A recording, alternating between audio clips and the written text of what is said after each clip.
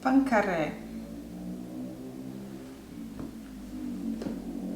Appiattiamolo bene con un mattarello.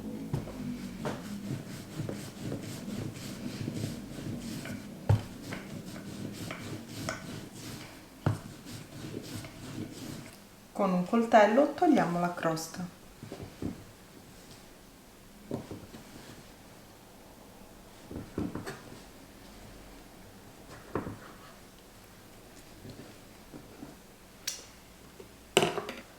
Appoggiamo il pane sul tagliere tenendo una delle punte rivolte verso di noi, così.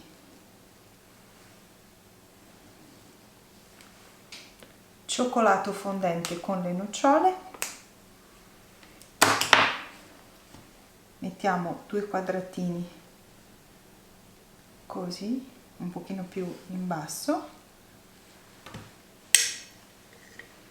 e sporchiamo i bordi con un po' di crema di nocciola.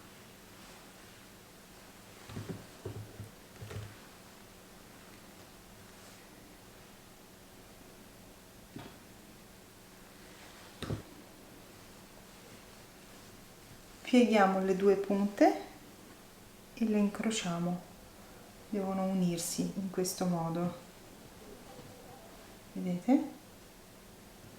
Adesso uniamo la punta sotto al centro, così. Schiacciamo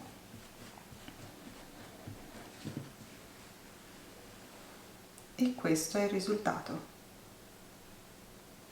Prendete una teglia, la foderate con la carta forno oppure con una pellicola per alimenti e mettete sul fondo dei fiocchettini di burro.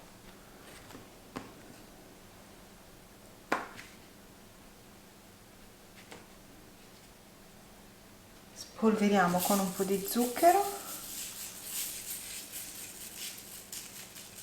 e appoggiamo i fagottini con la parte dove abbiamo ripiegato verso il basso. In questo modo devono andare, non così ma così. Schiacciamo ancora con l'altro fagottino, un po' di burro anche da questa parte, cospargiamo ancora con un pochino di zucchero e via in forno. Ed ecco a voi il risultato. Li ho fatti cuocere 10 minuti in forno ventilato a 200 gradi e dopo 5 minuti di cottura li ho rigirati. Vanno infornati, come vi ho detto, con la parte della chiusura verso il basso, così non si aprono, e poi a metà cottura dovete rigirarli. Adesso le vado ad impiattare. Mettiamo le nostre letterine d'amore così. Se volete spolveratele con un pochino di zucchero a velo. Come tocco finale prendiamo una ciliegina candita, la tagliamo a metà così e cerchiamo di dargli la forma di un cuore. È semplicissimo, basta fare una sorta di V e creare un po' di punta.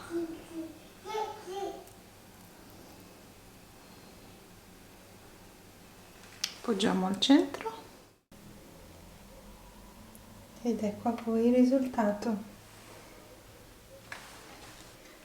Se questa ricetta vi è piaciuta e la provate, scattate una bella foto e poi la pubblicate su Instagram, Ricette di Gabri, utilizzando l'hashtag, eccolo qua, Ricette di Gabri. In questo modo io posso vedere le vostre foto. Ogni volta che si clicca sull'hashtag Ricette di Gabri escono tutte le mie ricette fatte da voi e da me. Insomma, se ancora non mi seguite su Instagram, andate a dare un'occhiata al profilo, se vi piace seguitemi. Ora assaggiamoli. L'amore va sempre festeggiato. Quindi secondo me San Valentino è un'ottima scusa per farlo e non c'è bisogno che sia un marito o una moglie, va benissimo anche l'amore per i propri figli, per i propri genitori, per i nonni, insomma, l'amore festeggiatelo, non costa niente. Adesso assaggiamolo.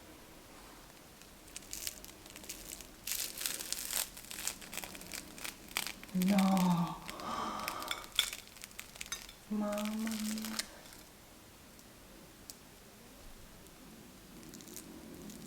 Guardate.